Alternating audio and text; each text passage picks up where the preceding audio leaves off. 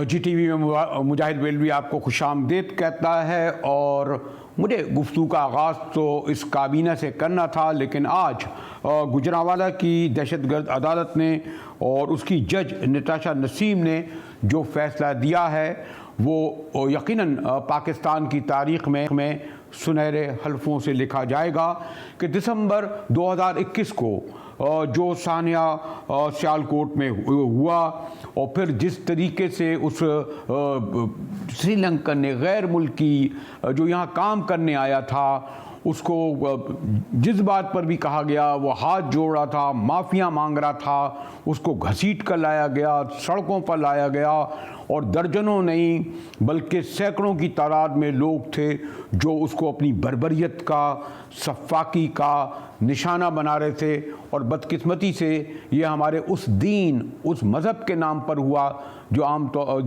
रहम की बात करता है, जो रवादारी की बात करता है, जो किसी पे जुल्म और बर्बरियत का किसी तौर कोई सबक नहीं देता। लेकिन यकीनन ये ऐसे जुनूनी थे, ऐसे इंतहा पसंद थे कि इन्हें मुसलमान कहना भी शायद जायज़ या मुनासिब ना हो। इसीलिए मैंने कहा ना कि ये जो दहशतगर्दी के वाक़या हुआ जिससे पाकिस्तान की सारी दुनिया में बदनामी हुई, पूरे मुल्क में जो फिर आप देखते हैं कि किस तरीके से हमारा नाम जो है फैफ्टा में और कहाँ कहाँ लगा रहता है, आज तक हम निकाल नहीं सका गए। और इस अदालत ने जो फैसला दिया है उसमें प्रियंका का कत्ल केस में 6 मुल्ज़िमान को सज़ाए मौत दी गई है। जी हाँ, 6 को सज़ाए मौत दी गई है और ये सज़ाए मौत जो है यकीनन उस पर अमल दरामद भी होगा कि एक और बदकिस्मती है कि कम से कम मैं सुन रहा था कि 650 ऐसे मुल्ज़िमान हैं जिन्हें कत्ल की सज़ाए मौत की सज़ा दे दी गई लेकिन अमल दरामद नहीं हुआ। इसी तरह 7 को जो है उम्र कैद की सज़ा दी गई है। फिर 76 मुल्ज़िमान को 22 साल कैद मुशक्क़त की सज़ा दी गई है। इस एतबार से मैंने कहा ना कि जो बहुत सारे ऐसे केसेस जो सैकड़ों नहीं हज़ारों की तादाद में हमारी अदालतों में पड़े हैं, कत्ल के केस, ख़वातीन से ज़्यादती के केस, लेकिन और ऐसे ऐसे क्राइम के जिनका ज़िक्र करते हुए भी शर्म आती है। इसको देखते हुए गुजरांवाला की इस अदालत के फ़ैसले को मैंने जैसे कहा कि अदालती वक़ार के लिए ये एक बहुत बड़ा हमारे लिए, पाकिस्तान के लिए फ़ख्र की बात होगी। आज मैं ये देख रहा था कि इस वाक़े की जब सज़ा दी गई तो फ़ौरन ही जो है उसके बाद कराची प्रेस क्लब में एक उसके लिए लोगों ने मुज़ाहरा हुआ और वहाँ पर मुज़ाहरा गो के इस हवाले से नहीं बल्कि उस केस के हवाले से था जो नाज़िम जोकियों का केस है, जो एक बहुत टेस्ट केस है सिंध की अदालत के लिए, सिंध की हाई कोर्ट के लिए, हमारे आपको सिंध हुकूमत के लिए। और अनीस हारून वहाँ मौजूद थी। मैंने उनसे सवाल किया कि आप समझती हैं कि गुजरांवाला का तो वाक़या हुआ लेकिन इस केस में नाज़िम जोकियों केस में अब तक कोई हाई कोर्ट क्यों उसको नोटिस नहीं ले रही, सुप्रीम कोर्ट उसको नोटिस नहीं ले रही। और उससे भी ज़्यादा जो बड़े जो कहा यह जाता है कि जो एंटी टेररिस्ट कोर्स ये था, एंटी टेररिस्ट कोर्ट में ये केस था जहाँ अब आप अगर उस गरीब मज़लूम ख़ातून को या भाई को या बहन को या बाप को कुछ पैसे देकर आप राज़ी भी कर लें कि वो अपने शौहर को, अपने बाप को, अपनी बेटी को, अपने बहन के माफ़ कर दे, तब भी अब एंटी टेररिस्ट कोर्ट के इस फैसले को अदालतें तस्लीम नहीं करती। देखिए, इसीलिए तो हम सामने आए हैं national commission for human rights की तरफ से, क्योंकि हमारा सेक्शन 9A और 9B हमें ये पावर देता है कि जहां हम देखें कि स्टेट किसी वजह से प्रेशर से पीछे हटने पे मजबूर हो गई है और जहां गरीब मजलूम पीछे हटने पे जो विक्टिम है वो मजबूर हो गया है, तो हम यहाँ पे सवाल उठा सकते हैं, क्वेश्चन कर सकते हैं कि स्टेट कैसे किसी का कत्ल या जुर्म माफ़ कर सकती है। और हम यही प्ली लेके अदालत के सामने गए हैं कि ये अदालत का काम है कि वो लोगों को इंसाफ दे। वो बहुत ऊंची मसनद पे बैठे हैं, उनसे हमारी तवक्को है कि वो हम नहीं करेंगे जो कि सियासतदान अपने अपने मकसद या अपने दबाव या अपने फ़ायदों के लिए करते हैं, बल्कि वो मुनसिफ हैं, उनका बहुत बड़ा रुतबा है। तो वो मुनसिफ होने की वजह से इंसाफ करेंगे हमारे साथ। तो इस इंसाफ के लिए हम उनका दरवाज़ा खटखटा रहे हैं। 21 तारीख को हमारी हियरिंग है, जो कोर्ट है उसकी दहशतगर्दी की जो कोर्ट है, कोर्ट नंबर 15 में हमारी हियरिंग है। तो मेरी ये इस्तदा है जज हजरात से और वकीलों से और इंसाफ पसंद दोस्तों से कि इस मौके पर वो इंसाफ का साथ दें, ताकि कम से कम ये तो हो कि इस मुल्क में कोई ये ना कहे कि पाकिस्तान में इंसाफ ख़त्म हो गया, पाकिस्तानी कौम मर गई, मुर्दा हो गई, कल को हम पे ये ताना ना दिया जा सके। लेकिन इस केस में ख़ास तौर पर जो इस्तिग़ासा और पुलिस का किरदार है वो इंतहाई दर्जे का जो है। मैंने कहा ना, मैं इसलिए लफ्ज़ इस्तेमाल नहीं करता कि कहीं अदालत की तौहीन नहीं हो, लेकिन उम्मीद है कि जिस तरीके से श्रीलंकन केस का फ़ैसला हुआ वो बड़ी जुर्रत और बहादुरी इसके लिए चाहिए। आपको इल्म है वो इलाका, वहाँ के बासल लोग इनके पीछे होंगे। इसमें तो कहते हैं जी एक MNA है जिनको ख़ास तौर पर वोट डालने के लिए इसे लाया गया। ये सिलसिला शायद अगर इस केस को ऐसे ही छोड़ दिया गया तो फिर लोग ये कहेंगे कि कानून बासल लोगों के लिए नहीं होता, सिर्फ गरीब लोगों के लिए होता है। यकीनन जब ब्रेक के बाद आऊँगा तो बातचीत होगी उस काबीना पर जिसका गुज़िश्ता 8 दिन से इंतज़ार था, और बड़ी जहाज़ी बड़ी भारी भरकम काबीना है जिसने हल्फ उठाया। हमारे साथ रहिएगा, मिलते हैं ब्रेक के बाद।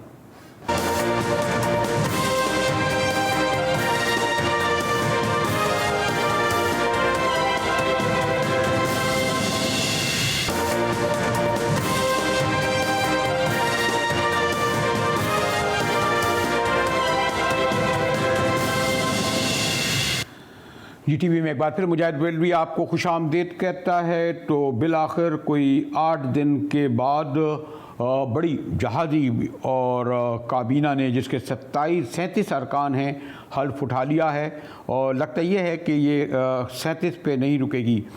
इसमें 31 तो फुल फ्लैश वफाकी वज़ीर हैं, 3 वज़ीर मुमलिकत हैं, 3 मुशीर हैं, और जो सबसे बड़ा ज़्यादा इसमें जो इंतज़ार था या जो नज़रें थीं वो थीं बिलावल भुट्टो ज़रदारी पर, और कहा यह जा रहा था कि वो आज वज़ीर ख़ारजा की हैसियत से हल्फ उठाएंगे। लेकिन अभी पता चला कि जनाब वो तो लंदन में हैं और आज किसी वक्त लंदन से वापस आएंगे, और शायद आज या कल वो हल्फ वज़ीर ख़ारजा की हैसियत से उठाएंगे। और ये एक पूरी काबीना उसका जो मैं ज़िक्र करूँगा आगे चल कर, और मोहतरम क़मरुज़्ज़मा कायरा से जो गुफ्तगू हुई है इस पर भी गुफ्तगू करूँगा। लेकिन बिलावल भुट्टो ज़रदारी का वज़ीर ख़ारजा होना इस हवाले से बड़ा अहम है कि कमोबेश अगर मैं देखूं कि 1966 में उनके नाना जुल्फ़िकार अली भुट्टो ने वज़ीर ख़ारजा की हैसियत से फ़ील्ड मार्शल मोहम्मद अयूब ख़ान के ज़माने के दौर में वज़ीर ख़ारजा की हैसियत से हल्फ उठाया था। उस वक्त उनकी उम्र सिर्फ 38 साल थी। जी हाँ, भुट्टो साहब की उम्र सिर्फ 38 साल की थी वज़ीर ख़ारजा की हैसियत जब उन्होंने हल्फ उठाया।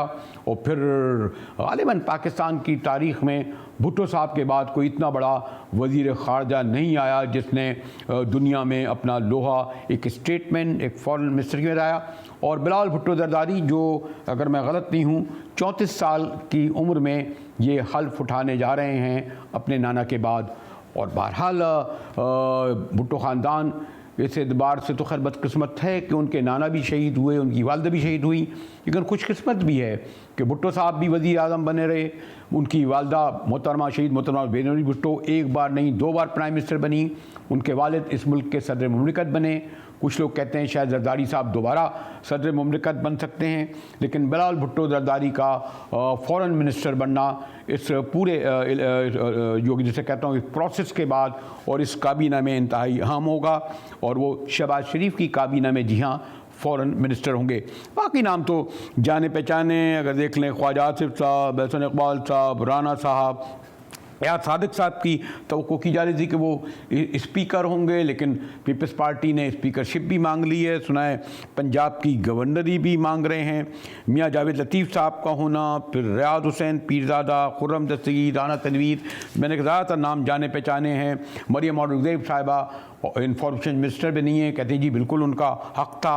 फिर मुर्तज़ा जावेद अब्बासी, ख्वाजा साद रफ़ीक और पीपल्स पार्टी के भी तमाम स्टॉलवर्ड खुर्शीद शाह इसमें मौजूद हैं। नवीद कमर साहब मौजूद हैं, शहरी रहमान हैं, हमारे कराची के कादिर पटेल साहब हैं और हाँ शादिया मरी भी मौजूद हैं। फिर जो पार्टियां एक एक दो दो सीटें ली थी उनको भी दिया गया। शाहदैन बुख्ती साहब भी हो गए और वज़ीर और इसरार तरीन साहब हो गए मंगल पार्टी के। और सबसे बढ़कर ये कि हमारे भाई MQM उनको एक की जगह इस बार 2 वजारतें मिली हैं।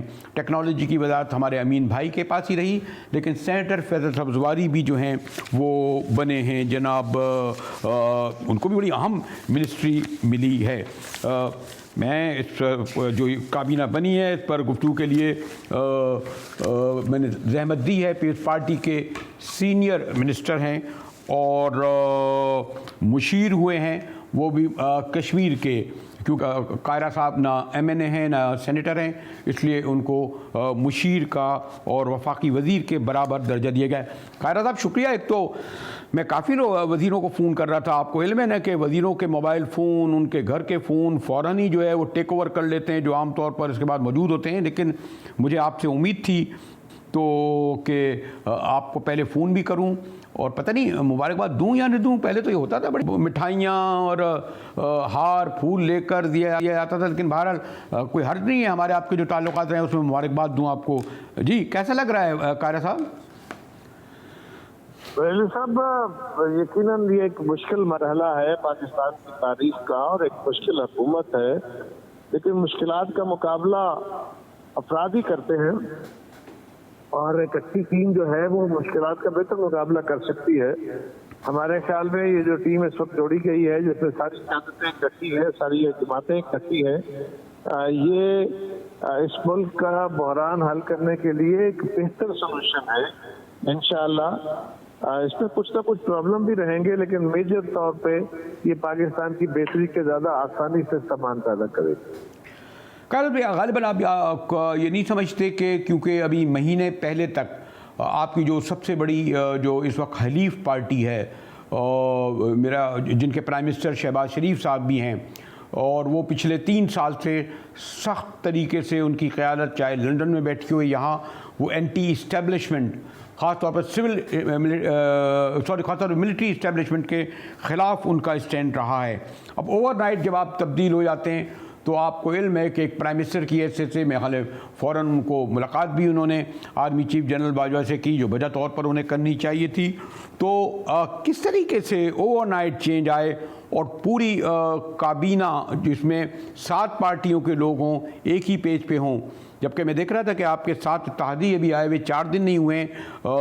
2-3 MNAs ने तो कौमी असम्बली में काफ़ी सख्त ज़बान इस्तेमाल की है, वही लबो लहजा इस्तेमाल किया है जो स्ट्रीट पर करते थे। इसलिए आप समझते हैं इतना आसान होगा इस काबीना को लेकर जिसमें एक बड़ा हल्का एंटी इस्टेब्लिशमेंट और भी मिलिट्री इस्टेब्लिशमेंट रहा है? कायरा साहब, मैंने पहले गुजारिश की ना जी कि मुश्किलात तो कई हैं, लेकिन जब फहम फरासत हो और लोगों में मिल के काम करने का जज्बा हो तो फिर मसाइल हल किए जाते हैं, कि करेंगे इंशाअल्लाह ताला। जिस मसले की तरफ आप निशानदेही कर रहे हैं उस मसले का हल निकलेगा और अच्छा हल निकलेगा इंशाअल्लाह। अगर मैं गलत नहीं हूँ, थोड़ा बहुत अपने कहते स्टूडेंट एक तजर्बे की कहूँगा, मेरे ख्याल 2 बड़े चैलेंजेस आपके लिए इस वक्त फौरी तौर पर होंगे। एक मईशत जिसमें आप इमरान खान की हुकूमत को महंगाई का ज़िम्मेदार और लूटना तबाह बर्बाद करने का ज़िम्मेदार ठहरा रहे थे, उसे किस तरह संभालेंगे। और दूसरा मुतालबा खुद अब आपकी पार्टी के अंदर, आपके इत्तेहाद के अंदर भी हो रहा है, और वो है इलेक्शन का। कितना वक्त लेंगे? कोई कहता है जी साल पूरा लेंगे, अक्टूबर नवंबर तक। और जी कायरा साहब, यकीनन इकोनॉमी बहुत बड़ा चैलेंज है। इंतखाबी कवानीन के अंदर इस्लाह करके जल्दी इलेक्शन कराना भी इस हुकूमत की एक प्रायोरिटी में शामिल है। लेकिन इस वक्त जो इकोनॉमी में आग लगी हुई है, पाकिस्तान के हालात बड़े दिगरगू हैं, उनको एक संभाला देना भी जरूरी है। इस वक्त डे टू डे ठीक करना है और साथ ही साथ इलेक्टोरल रिफॉर्म्स करके इलेक्शन की तरफ भी जाना है। वो काम साइमल्टेनियसली। ये जो कायदा साहब जो इलेक्शन रिफॉर्म की बात कर रहे हैं, ये इतने आसान तो नहीं है। इसके लिए तो फिर पार्लियामेंट में बाकायदा तैयारी से आना पड़ेगा, उसमें बड़ा वक्त लगेगा। फिर ये भी ज़रूरी है, खैर 2/3 तो इस वक्त नहीं, अगर वो लोग नहीं आए, बास कवानीन शायद उसकी 2/3 मेजॉरिटी भी चाहिए हो, फिर और भी प्रोसेस है। तो इतने कम वक्त में आप किस तरह रिफॉर्म्स ला सकेंगे इलेक्शन की?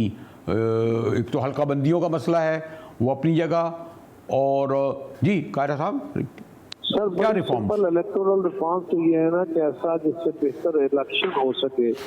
जो इलेक्टोरल रिफॉर्म्स पिछली हुकूमत ने यूनिलैटरली की थी, उन रिफॉर्म्स का खात्मा करके पाकिस्तान की तमाम सियासी जमातों बशमूल PTI सबको शामिल करके और वो इलेक्शन के कवानीन बनाए जाएं जिसपे इलेक्शन कमीशन की इनपुट भी हो, ताकि फेयर एंड फ्री इलेक्शन का इनेकाद मुमकिन हो सके। वो तो सारी जमातों की मशावरत से, उसका कुछ ड्राफ्ट ऑलरेडी मौजूद है, लेकिन वो सारी जमातों की मशावरत से करना मकसूद है। कह दो बातें तवातुर से PTI के सरबराह इमरान खान भी कह रहे हैं, और एक जनरल ख्याल परसेप्शन भी ये है। एक तो वो ये समझते हैं कि जो ECV इलेक्ट्रॉनिक मशीन है वो उसका एक तो खैर खुद बहुत एक बड़ा टास्क है, इतनी बड़ी तादाद में लाना, उसमें पैसा खर्च करना, फिर ट्रेनिंग देना, और फिर इस मुख्तसर वक्त में यानी इसी साल में उसको इस काबिल बनाना कि वो इलेक्शन कर सके। और दूसरा ओवरसीज़ वोटर्स का, और ये लोग समझते हैं कि इमरान खान साहब ने ये जो इनको ओवरसीज़ को वोटर बनाया है वो अपने इलेक्शन जीत के लिए बनाया है। और शायद आप इन दोनों जो हैं रिफॉर्म्स, यानी ECP और ओवरसीज़, इन दोनों को आते ही वो कहते हैं ख़ास तौर पर मुस्लिम लीग नून के लिए और शरीफ ख़ानदान के लिए और प्राइम मिनिस्टर के लिए कि वो इसे ख़त्म कर देंगे। क्या आप समझते हैं ऐसा होगा? आप करने देंगे या जैसे ही इमरान खान का एक स्टैंड है? पहली गुजारिश ये है कि EVM मशीन्स के लिए जितने पैसे इलेक्शन कमीशन को चाहिए थे वो नहीं दिए गए थे, उसकी प्रोक्योरमेंट, उसके टेक्निकल साइड अपनी जगह है ना, उसकी प्रोक्योरमेंट करके इलेक्शन अगले 6-8 महीने में वैसे ही मुमकिन नहीं है, वैसे ही मुमकिन नहीं है। लिहाजा वो तो टेक्निकली अभी पॉसिबल नहीं है अगर हम कहें भी तो। दूसरा, ओवरसीज पाकिस्तानी का वोट है ब्रेनी साहब, ओवरसीज पाकिस्तानी हमारे भाई बहन है और हमें PTI से ज्यादा उनसे प्यार है। हमारी तो क्यादत भी हमेशा ओवरसीज पाकिस्तानी ने पाकिस्तान में जमहूरियत की बहाली के लिए हमेशा बड़ा अच्छा रोल अदा किया है। अब सवाल ये है कि वो क्या चाहते हैं। ओवरसीज पाकिस्तानी जो राइट टू वोट तो है उनको ऑलरेडी मौजूद है। हम तो ये कह रहे हैं कि ओवरसीज पाकिस्तानी को हमें असेंबलियों में नुमाइंदगी देनी चाहिए, उनके मेंबर यहाँ से बैठते हैं असेंबली में आके नुमाइंदगी करें ताकि वो ओवरसीज पाकिस्तानी को ज्यादा बेहतर तरीके से आइडेंटिफाई कर सके। ये जो इंटरनेट वोटिंग का तरीकाकार है, इसके ऊपर तहफ़्फ़ुज़ात हमारे लिए, टेक्निकल लोगों के लिए है, मीडिया के लोगों के लिए, सारी जमातों के, क्योंकि जो इंटरनेट वोटिंग है वो आसानी से मैनेज और मनूवर होती है। अमेरिका जैसे मुल्क में हो जाती है तो हमारे तो कोई हालत नहीं है। कार साहब, एक मैंने ये भी देखता रहा हूँ कि इससे पहले भी मोहतरमा 2 बार निकाली गई, शहीद मोहतरमा बेनज़ीर भुट्टो, मियाँ साहब को 1 बार 2 बार नहीं 3 बार निकाला गया, लेकिन जब भी वो इस सीट पर आए तो इतनी बड़ी तादाद में लोग नहीं देखे गए। हालिया गालिबन तारीख़ में 2 दहाई बाद मैं ये देख रहा हूँ कि जब इमरान खान इख्तियार से बाहर आए तो जो उन्होंने एक जलसा, दूसरा जलसा, गालिबन इतनी बड़ी तादाद में लोग आए कि जो उनके इख्तियार के दिनों में उनके जलसे जुलूस में नहीं आए थे, खुद ब खुद आए थे। तो ये जो स्ट्रीट पावर है, और अगर ये और ज़्यादा अगर वसीली हुई, मैं कोई और लफ्ज़ इस्तेमाल नहीं करना चाह रहा, जिस तरह आप बड़ा कहते थे ना जी, बड़ा हमारे पास ज़्यादती हो रही है, जुल्म हो रहा है, रुकावटें डाली जा रही हैं, आने नहीं दिया जा रहा, तो क्या अब आपकी हुकूमत उसी तहम्मुल से काम लेगी इस स्ट्रीट पावर को जो बहुत होस्टाइल है? कायरा साहब, देखिए बरेली साहब, हमने कराची से लेके इस्लामाबाद तक मार्च किया, हमने जलसे किए, हमने जुलूस किए, उनका भी है कि वो भी करे, लेकिन उन जलसों और जुलूसों के नतीजे में वाकई राय तो बनती है। हुकूमतें नहीं गिरा करती, हुकूमत गिराने के लिए हमने अदम एतमाद के जरिए उनको गिराया है, यहाँ भी पंजाब में भी। अब ये फैसला उन्होंने खुद करना है। वो अगर यहाँ पे आके हमारे खिलाफ कोई आईनी और कानूनी काम करना चाहते हैं, उनका हक है, जलसे करें, जुलूस करें, रैलियां करें, बिस्मिल्लाह, कोई उनको रोक नहीं रहा। लेकिन इससे हुकूमत नहीं मिल जाएगी। हुकूमत के लिए तो उनको जो आइन के अंदर दिए गए रास्ते हैं उन पर चलना पड़ेगा। शुक्रिया कमरुज़्ज़मा कायरा साहब, हमारे साथ पाकिस्तान पीपल्स पार्टी के सीनियर रहनुमा और अब वफाकी दर्जे के मुशीर मोहतरम कमरुज़्ज़मा कायरा साहब थे।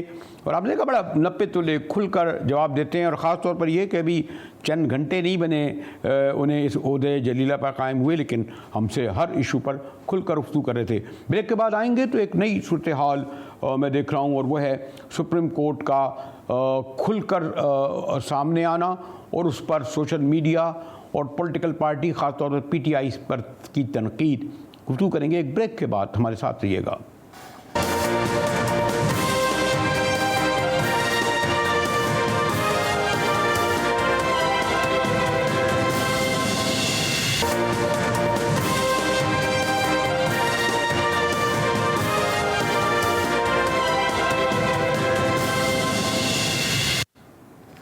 GTV में एक बार फिर मुजाहिद वल्वी आपको खुशामदीद कहता है। और हालिया दिनों में, बल्कि अगर मैं हफ्ते से ऊपर कहूँ तो इस वक्त ना सिर्फ हमारी हाई कोर्टें बल्कि ख़ास तौर पर सुप्रीम कोर्ट को सियासत में जिस तरह लाया गया है, जिसे उसे कंधा बनाया जा रहा है, और इसमें सिर्फ हुक्मरान यानी साबिका हुक्मरान PTI का हाथ नहीं, बल्कि मौजूदा हुक्मरान जो इत्तेहाद है शरीफ और नून लीग का, पीपल्स पार्टी का, वो भी अब अदालतों में केसेस ला रहा है। आपने देखा कि जो जिस वक्त इमरान खान साहब को इक़्तिदार से महरूम किया गया या तहरीक एतमाद पास हुई, तो आखिर में तान जो है वो फिर सुप्रीम कोर्ट ही पर टूटी, और फिर उसी के फैसले के नतीजे में इमरान खान को जाना पड़ा, जिसके सबब आपने देखा कि अब वो जलसों जुलूसों में उसको एक पूरा नारा बनाए हुए हैं, स्लोगन बनाए हुए हैं, बयानियाँ बनाए हुए हैं। और इसी तरह हाई कोर्ट जो पंजाब में हुआ उसकी जो मदाखलत है उसने भी तनाज़ा करा। लेकिन इमरान खान साहब ने पेशावर में और अब कराची में भी जलसे में जिस बयानी को दोहराया है, लगता यह है कि वो ज़्यादा से ज़्यादा चलकर इस पर ज़ोर देंगे। हाँ, ये और बात है कि एक और जानिब भी वो सिर्फ इशारों किनारे में बात करते हैं, लेकिन सुप्रीम कोर्ट के बारे में बराह रास्त वो सवालात उठा रहे हैं। और गालिबन यही वजह है कि कल सुप्रीम कोर्ट ने इस पर बराह रास्त बरहमी का इजहार किया, बल्कि एक मुकालमे की सूरत में जवाब भी दिया। इमरान खान का ये कहना कि 24 घंटे अदालतें खुली रखी, इमरान खान का ये कहना कि 12 बजे रात तक अदालतें खुली रखी, उस पर सुप्रीम कोर्ट ने कहा कि अदालतें 24 घंटे ही खुली रहती हैं और उस पर उंगली ना उठाएं। और उसके बाद जो उससे ज़्यादा यानी जो बरहमी नज़र आई चीफ जस्टिस की, और उनका कहना था कि जी 15,000 लोग जमा करके फ़ैसलों पर तनकीद करेंगे तो हम फैसले क्यों करें। हाँ, वही कहते हैं ये 10-15 हज़ार, लेकिन ये एक बहुत बड़ा ऑब्जर्वेशन है कि क्योंकि बहरहाल ये भी हकीकत है कि कराची और पेशावर के जलसे में 15,000 लोग तो नहीं थे, लेकिन मेरे ख्याल में चीफ जस्टिस साहब का ये कहना था कि 10, 15 या 20 इस तरह लोग जमा हो जाएं और फिर उसकी बुनियाद पर चाहें कि उनकी मर्ज़ी के फैसले दें, तो शायद इस तरह ना हो। और फिर इसी ने ये भी हमारे चीफ जस्टिस का कहना था कि आइन की खिलाफ वर्जी हो, कोई हंसते खेलते निकला जाए या ऐसा नहीं होगा, उसको खुमियाजा इसका भुगतना पड़ेगा। और उन्होंने कहा कि आइन का तहफ़्फ़ुज़ चाहे आप कितनी ही गालियाँ दें वो हम करेंगे। हमारे साथ जैसे शायख उस्मानी साहब हैं, बड़े सीनियर लॉयर। जैसे साहब आप भी माशाल्लाह जज भी रहे, फिर वकालत की ऐसे से एक तवील अरसा गुजारा और पाकिस्तान की सियासत पर भी बड़ी गहरी नज़र है। ग़ालिबन इस तरह का कन्फ्रंटेशन, इस तरह की जो महादारी देखने में आ रही है, बराह रास्त मुकालमा हो रहा है पॉलिटिकल लीडरशिप के साथ सुप्रीम कोर्ट का, बहुत कम हुआ होगा। वो जिक्र नहीं करता, भुट्टो साहब की बात और है या और जो अदालतों में लगा, लेकिन अब तो जुलूसों में जलसों में जवाब दिया जा रहा है सुप्रीम कोर्ट के कहने पर। तो ये जो एक बात तवातुर से इमरान खान साहब कह रहे हैं कि सुप्रीम कोर्ट जो है वो ख़ास तौर पर खोली गई 12 बजे तक उस दिन जिस दिन उनको इक़्तिदार से महरूम किया जा रहा था, किस हद तक उनका ये बयान ये दुरुस्त है जस्टिस साहब? देखिए, कोर्ट्स तो जो होती हैं वो तो 24 घंटे खुली होती हैं, खासतौर से जो हाई कोर्ट्स और सुपीरियर कोर्ट्स हैं। तो उनकी यानी अगर आप किसी जज से ऑर्डर लेना चाहते हैं रात को 2 बजे, तो आप अर्जेंट मैटर है तो आप जा सकते हैं, यू गिव द ऑर्डर। ये नहीं कि कोर्ट बंद हो जाती है ये ऑफिस आवर्स के बाद, ये गलत कॉन्सेप्ट है लोगों के लिए। तो लेकिन जस्टिस साहब आप भी माशाल्लाह, मैंने कहा ना, इस मुंसफी के ओहदे पे रहे हैं, बड़े बड़े जजों को देखा है, लेकिन बहरहाल बहुत ही काबिल एहतराम, बड़ा मैं एहतियात करता हूँ आमतौर पर। अगर स्पेसिफिकली ये कहा जाए कि 15,000 लोग जमा करके फैसलों पर तनकीद करेंगे तो हम फैसले क्यों करें? यकीनन उनका इशारा उन जलसों में है ना, उन रैलियों पर है ना, जो इस वक्त इमरान खान ने जो पेशावर में की, ख़ास तौर पर कराची में की, और बराह रास्त निशाना भी सुप्रीम कोर्ट को बनाया, इसीलिए ये शायद स्पेसिफिक बात कही। तो इस तरह की यकीनन कोई ये फैसला तो नहीं दिया, लेकिन रिमार्क्स या ऑब्जर्वेशन कुछ ज़्यादा आपके ख्याल में जस्टिस साहब? नहीं, वो आप सही कह रहे हैं। मैं आमतौर से तो कभी जजेस ये इस किस्म की बात नहीं करते, लेकिन चूंकि इस दफ़ा इतनी क्रिटिसिज्म लोगों ने की है और सोशल मीडिया में ख़ास तौर से, कि मेरे ख्याल में वो अपसेट हो गए थे। उन्होंने फिर कह दिया करना नहीं चाहिए था वैसे। नहीं, अगर आप जैसे शायख उस्मानी साहब जैसे सीनियर जज और फिर सीनियर लॉयर ये कह रहे हैं कि ये नहीं कहना चाहिए, तो इसका मतलब ये हम ये समझें कि जो एक सोशल मीडिया पे तूफ़ान उठा हुआ है और आवामी हलकों में, बल्कि हम जैसे स्क्रीन पर भी ये गुफ्तगू कर रहे हैं, तो इसीलिए कर रहे हैं ना कि कुछ गैर मामूली तौर पर सुप्रीम कोर्ट के जजों की ऑब्जर्वेशन आ रही है जैसे साहब? हाँ, लेकिन देखिए, अनफॉर्चुनेटली जो जिस तरीके से सोशल मीडिया पे कैंपेन चल रही है और अजीब अजीब चीज़ें भेज रहे हैं लोग, जजेस का मजाक उड़ा रहे हैं, ये पहली दफ़ा मैंने अपनी ज़िंदगी में पहली दफ़ा देखा ये होते हुए। तो इस वजह से मेरे ख्याल में एक्स्ट्रा ऑर्डिनरी सिचुएशन क्रिएट हो गई थी। उस पर चीफ जस्टिस ने सोचा कि उनको कुछ कहना लाजमी है, और उनके कहने के बाद मेरे ख्याल में शायद लोग अब बंद कर देंगे, वो नहीं करेंगे। तो उस लिहाज से आप देखें, एक्स्ट्रा ऑर्डिनरी सिचुएशन में उन्होंने कहा, वैसे आमतौर से तो नहीं करते जज इस किस्म की बातें, लेकिन इस किस्म का कैंपेन भी आज तक पहली दफ़ा मैंने देखा। तो इसकी वजह से ऐसा सिचुएशन ऐसी थी कि कुछ करना पड़ेगा। सॉरी जज साहब, मैं ख्याल आप क्योंकि इंटाई आपका एक बैकग्राउंड है, एक बड़ा प्रोफेशनल, शायद सादगी में ये कह रहा हूँ कि शायद ये जो सोशल मीडिया है ये खामोश हो जाए। इमरान खान तो कहते हैं जी 6 लाख के फ़ोन आप बंद नहीं कर सकते। खैर अब इसके इस पर इमरान खान नहीं कहूँगा, लेकिन ये भी तो है ना कि चीफ जस्टिस साहब, अगर अदालतें इस हद तक इन्वॉल्वमेंट हों, ये फैसले दें कि स्पीकर ये फैसला करे ये ना करे, इवन जब मुनहरिफ अराकीन हैं उनके हवाले से, ये मसला तो पार्लियामेंट को तय करना है ना। ये हकीकत है ना कि बहरहाल 15 अराकीन या 22 अराकीन 4 साल तक एक पार्टी से वाबस्ता रहे, उसके सम्राट से महफूज होते रहे, अब उनका ज़मीर जाएगा, अब ये फैसला भी सुप्रीम कोर्ट करे जैसे साहब। हाँ, नहीं देखिए, बात यहाँ तक के मुनहरिफ की बात है, वो तो आर्टिकल 63 मौजूद है कॉन्स्टिट्यूशन में, और उसके लिहाज से, और एक जो पिटिशन भी एक जो उन्होंने रेफरेंस फाइल किया हुआ है वो मौजूद, उसकी सुनवाई हो रही है।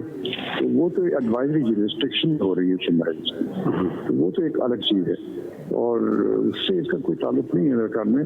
और ये बात सही है कि वो 63 की जो पिटिशन फाइल हुई है उसकी ज़रूरत नहीं थी, लेकिन वो उन्होंने इस बात से पिटिशन फाइल की उन लोगों ने, क्योंकि वो सब हुकूमत में नहीं है ना, तो इस वजह से उन्होंने कहा कि शायद कोई फैसला नहीं। अच्छा, मैं आपको थोड़ी देर बाद कॉल करना, कोई आ गया एक सेकंड। हाँ जी, तो ये चीज़ है। जी हाँ, सुनाइए। देखिए आर्टिकल 63 में जो चीज वो उसमें क्वेश्चन चाहते थे वो ये कि क्या ये इसके लिहाज से आर्टिकल 63 से ताहयात नाअहली होती है, और क्या आप किसी वक्त भी अगर कोई पार्टी चेंज के खिलाफ काम करे तो उसको निकाल सकते हैं। ये चीज उन्होंने सवाल पूछे थे और वो सवाल का जवाब ये देंगे। ये जो रेफरेंस फाइल है उसमें वो तो हियरिंग शुरू हो गई है उसकी। जस्टिस साहब एज ए लॉयर नहीं, एज ए जज नहीं, बल्कि आप वैसे भी मेरे लिए काबिल एहतराम है क्योंकि आप इसने सीनियर और सीनियर पाए के हैं, लेकिन फिर मैं बस एहतराम आपके सामने कोई आर्टिकल या शिक का भी जिक्र करना अच्छा नहीं लगता। लेकिन आर्टिकल 169 भी तो है जो आपका आइन का, जो ये कहता है कि स्पीकर जो रूलिंग देगा उसको जो है अनड्यू नहीं कर सकती अदालतें। तो वो जो स्पीकर का पार्लियामेंट देती है ना स्पीकर को राइट कि जो फैसले दे उसमें अदालतें मुदाखलत ना करें। नहीं, वो तो अपनी जगह पर है, वो तो लिखा हुआ है, आइन में लिखा हुआ है। आर्टिकल 69 के तहत कोई जो स्पीकर कोई फैसले करता है और अगर वो इसके मुतालिक किसी जो प्रोसीजर के कोर्ट के प्रोसीजर के मुतालिक हैं तो उसमें कोर्ट इंटरफेयर नहीं कर सकती। लेकिन यहाँ पे जो कोर्ट ने इंटरफेयर किया था वो चूंकि ये सरासर वायलेशन कॉन्स्टिट्यूशन की हो रही थी तो वो उसकी वजह से कोर्ट ने उसका एक्शन लिया, वरना वो कोर्ट एक्शन नहीं लेती इसके अंदर। लेकिन ये जो आप बता रहे हैं परवेज इलाही का, इसमें तो मेरे ख्याल में कोर्ट इंटरफेयर नहीं करेगी। मेरे ख्याल में जस्टिस साहब शायद यही एक ऐसा नुक्ता है जिस पे आप ये कह रहे हैं कि 169 इस बात की इजाज़त तो नहीं देता, लेकिन सूरत हाल ऐसी हो गई थी। अब जो सूरत हाल हो गई थी यही क्वेश्चनेबल है कि जब आर्टिकल 169 कहता है तो फिर क्यों किया गया। बहरहाल मैं आपका शुक्रिया अदा करता हूँ और सॉरी टू से कि मैं आपसे कहा आप जिस पाए के हैं इस पर मुबाहिस कर सकूँ, लेकिन जैसे मैंने कहा कि पहली बार ऐसा हुआ है कि इतनी शिद्दत से सुप्रीम कोर्ट जो है वो पॉलिटिकल पार्टीज और ख़ास तौर पर साबिका हुक्मरान कह लें और मौजूदा अपोजिशन की सबसे बड़ी पार्टी के सामने आई है। इसी के साथ ही GTV से मुजाहिद बेली को इजाज़त दीजिए।